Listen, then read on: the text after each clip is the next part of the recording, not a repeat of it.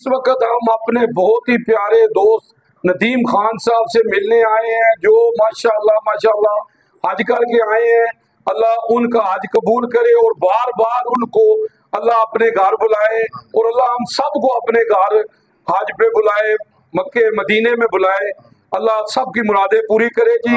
तो जनाब आज हमने इनको कुरान पाक गिफ्ट करना है जनाब। माशाल्लाह माशाल्लाह अल्लाह के घर से आए हैं। वो कहते हैं ना जी कि मैं क्या बयान करूं रसूलुल्लाह सल्लल्लाहु अलैहि वसल्लम की शान में।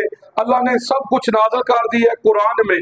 अम्मा आयशा से किसी ने पूछा आप सल्लल्लाहु अलैहि वसल्लम की सीरत क्या है। अम्मा आयशा फरमाती है कुरान कुरान। आप सल्लल्लाहु अलैहि वसल्लम फरमाते हैं कुरान पढ़ा करो, कुरान पढ़ा करो। तुम में से वो बेहतर है जो कुरान पढ़ता और पढ़ाता है। तो कुरान इंशाअल्लाह आप सल्लल्लाहु अलैहि वसल्लम फरमाते हैं कुरान क़यामत के दिन तुम्हारी सिफारिश करेगा। अल्लाहुम्मा सल्ली अला मोहम्मद व आले मोहम्मद जी। खान साहब बिस्मिल्लाह जी। खान साहब कैसे हैं आप? तो ठीक है जी। अल्लाह आपका हज कबूल करे जी, आपकी दुआएं कबूल करे। हमें जनाब बहुत ही खुशी है जनाब। तो जनाब और कुछ कहना चाहेंगे आप?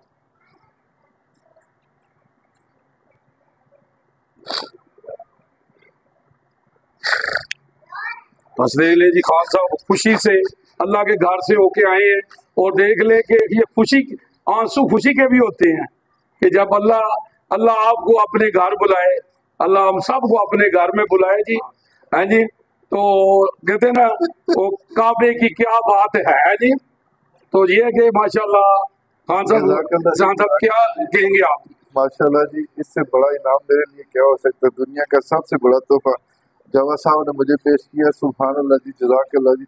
अल्लाह पाक इनको भी अपने घर की ज़ियारत नसीब आमीन जी आमीन। सबको अल्लाह पाक अपने घर की ज़ियारत नसीब फरमाए साहब। तो खान साहब आप कोई बात शेयर करेंगे कि आप उधर जाके क्या महसूस किया आपने? मैंने बस कोई बात बस आने का वापसी का दिल नहीं कर रहा था जी। बस यही नहीं कर रहा था कि मैं यही रह जाऊँ यही रह जाऊँ। बस उस दर पे अल्लाह पाक जिसको बुलाता ना जी उसका आने का फिर दोबारा दिल नहीं करता। माशाल्लाह जी, बहुत प्यारा अल्लाह का घर है जी। नबी पाक सल्लल्लाहु अलैहि वसल्लम का घर बहुत प्यारा है। वहाँ से वापस आने का जी नहीं करता जवाद साहब। और इंशाल्लाह आप जब जाएंगे ना तो आपको खुद पता चल जाएगा, अंदाजा हो जाएगा। मैं कुवैत में रहा हूँ और मैं अल्हम्दुलिल्लाह वो 3 माह 4 माह के बाद हम वहाँ से गाड़ी पे उम्रे पे चले जाते थे।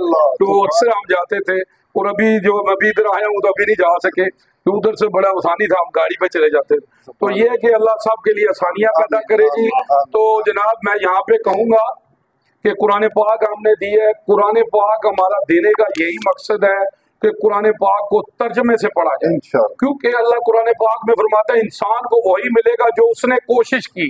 तो आज हमारी एक कोशिश है कि कुरान पाक को तर्जमे से पढ़ा जाए, क्योंकि अल्लाह फरमा रहा है मैंने बड़ी आसान किताब नाज़िल की है। तो आसान किताब है, हम समझेंगे तो हमें हिदायत आएगी, हम इस पर अमल करेंगे और अल्लाह हमें सबको अमल करने की तौफीक दे। तो मैं आखिर में ये एक शेर कहूँगा कि जो मुश्किलों को मुश्किल में डाल देता है, जो मुश्किलों को मुश्किल में डाल देता है, जो डूबा हुआ सूरज निकाल देता है, हमने बचपन से यही सबक सीखा है। जिक्र अल्लाह हर मुसीबत को टाल देता है। अल्लाहुम्मा सल्ली अला मोहम्मद व आले मोहम्मद जी। जावा जी जेलम जी।